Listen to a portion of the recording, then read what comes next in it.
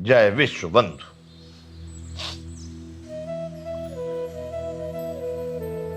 संपूर्ण श्रीमद् भगवत गीता,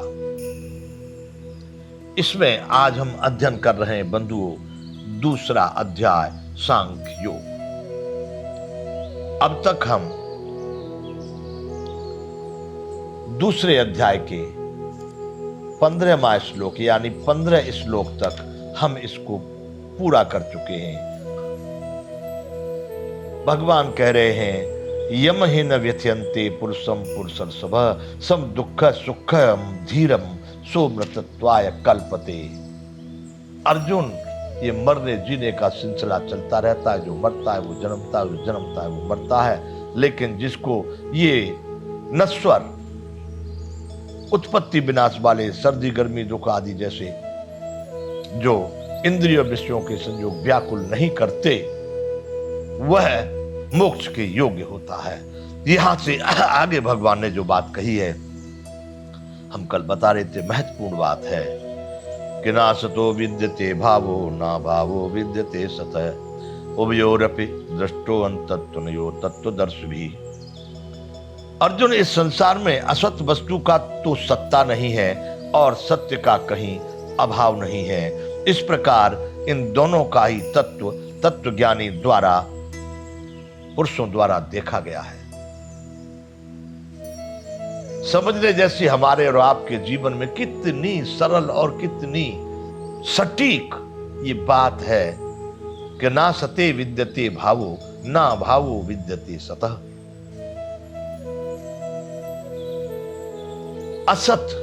असत्य वस्तु, झूठ, उसकी कहीं भी कोई सत्ता नहीं है, कोई अस्तित्व नहीं है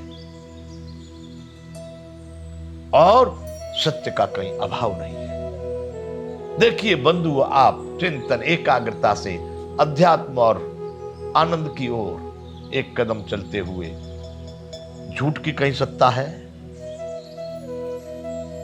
आप नीम को आम कह दो और पूरे जीवन कहते रहो, तो क्या वो आम हो जाएगा? नहीं होगा। अर्थात उस झूठ की कोई सत्ता नहीं, उसका कोई अस्तित्व नहीं। झूठ मतलब झूठ ही रहेगा। और भगवान कह रहे हैं, सत्य का कहीं अभाव नहीं है। जो जहां जैसा है उसी को सत्य कहते। नीव तो नीव, आम तो आम, पीपल तो पीपल, बबूल तो बबूल। यानी जहां जो जैसा है उसका कहीं अभाव नहीं है। आप जहां पर देखेंगे वहां पर सत्य है ही है। नकारा झूठ को भी नहीं है, असत को भी नकारा नहीं है कि वहां है नहीं, वो भी है वहां पर, परंतु उसकी सत्ता नहीं है, उसका अस्तित्व नहीं है।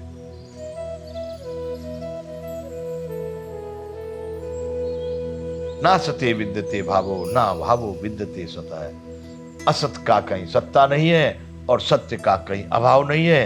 अर्जुन, इस प्रकार से दोनों का ही ये तत्वज्ञानियों द्वारा ये भेद जाना गया, समझा गया। हम और आप भी इसको साधारण समझ सकते हैं। ये श्रीमद् भगवद गीता दूसरे अध्याय का 16वां श्लोक पूरा होता है।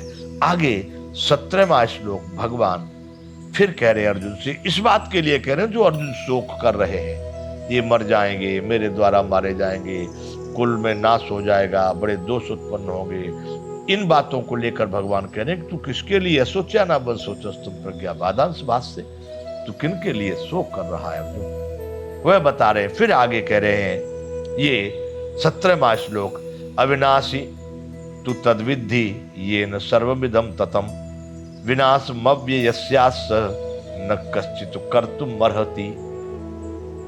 अरे अर्जुन, नाश रहित तो तू उसको जान जिससे ये संपूर्ण जगत दृश्य वर्ग व्याप्त है। जो भी तू देख रहा है, जिसके माध्यम से, जिसके द्वारा, जिसमें ये संपूर्ण दृश्य मात्र संपूर्ण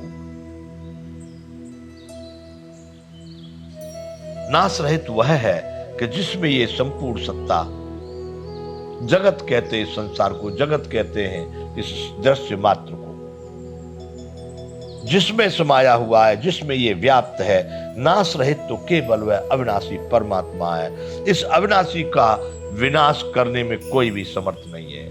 विनाशमव्य यस्यास्य न कश्चित कर्तुमर्हति।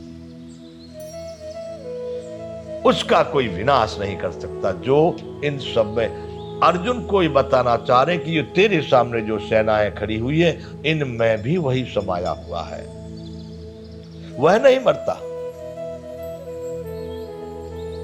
ये शरीर कोई भी क्योंकि उत्पन्न हुए ये जरूर नष्ट होंगे, लेकिन इनमें जो समाया हुआ आत्म तत्व है वह परमात्मा का शाश्वत अंश है, वो कभी नष्ट नहीं होता।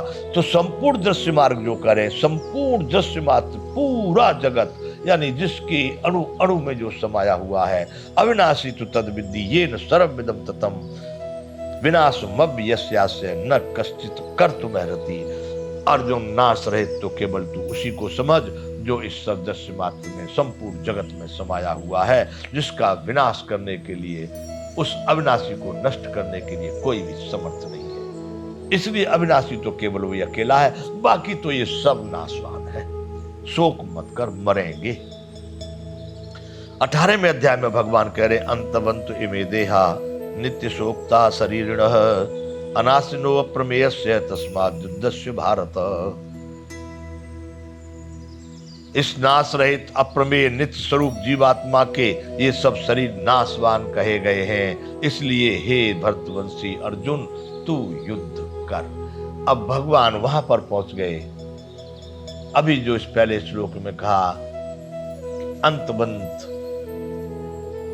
अविनाशी तू तद्विद्धि येन सर्वमिदं ततम्, उसको अविनाशी समझ जो सब में पूर्ण रूप से संपूर्ण ब्रह्मांड के अणु अणु में वही आत्मा, परमात्मा का शाश्वत अंश।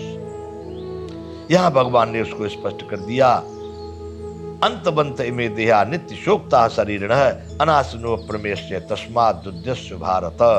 इस नाश रहित अप्रमेय नित्य स्वरूप जीवात्मा के सभी स्वरूप, सभी शरीर नाशवान है।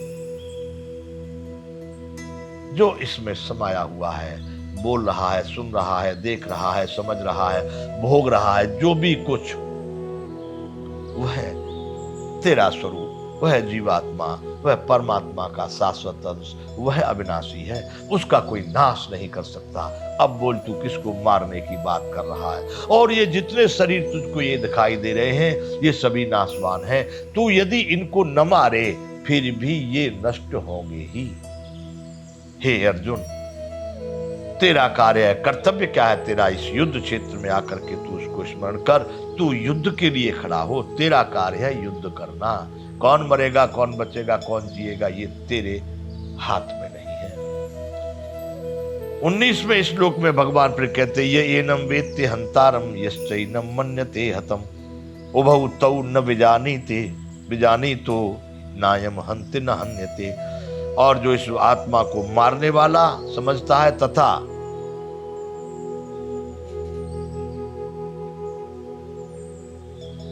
इस आत्मा को जो मारने वाला तथा मरने वाला समझता है, वह दोनों ही नहीं जानते।